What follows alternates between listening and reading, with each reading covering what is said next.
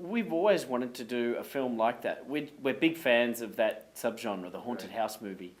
Our favourite type of horror film is one that is just purely scary. We're not really into, gizzards spilling out of, somebody's stomach or heads being cut off. That stuff's Despite kind the of fun. sequels of Saw. Yeah, despite the sequels. I mean, it sounds strange coming from us, the Saw guys, because that's what the sequels are specialised in. And that was fine for what it is. And we love a good zombie film. We love Tom Savini's work, and we can appreciate that stuff. It's just that our personal taste gravitates much more towards the pure scare. Stuff like The Shining, The Exorcist, The Others.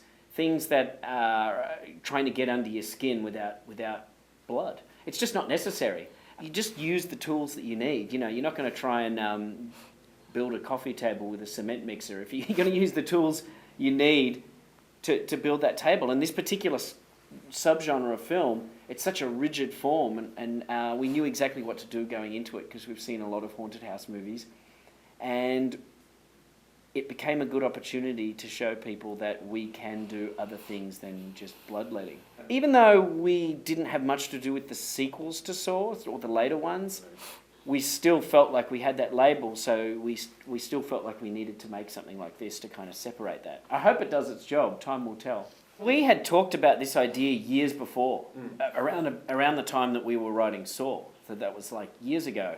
And then we just kind of put it away and concentrated on Saw, and then that led to other things. And then we didn't really think about it until the producers of Paranormal Activity came to us and said, we want to make a film with you guys. Once we decided, we want to do this, we got really excited really quickly. And we used to, meet up at each other's houses and just chat through the idea and talk about, okay, great, let's have it start like this and then finish like this. And once we had a loose sort of definition of what the film was, I went off to Australia and wrote it pretty quickly, wrote a first draft, and gave the first draft to James, and it was just so good because the reaction to the first draft from James and the producers was across the board good. I was so relieved.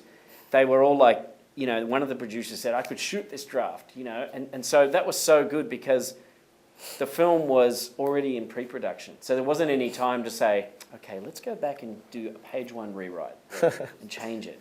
I kind of had to nail it on the first draft, and then in subsequent drafts we made small cosmetic changes. But is that the advice you would give writers? Try and nail it on the first draft? Try and get it perfect on the first draft. If a producer says to you, we're in pre-production in a month, try it. Right.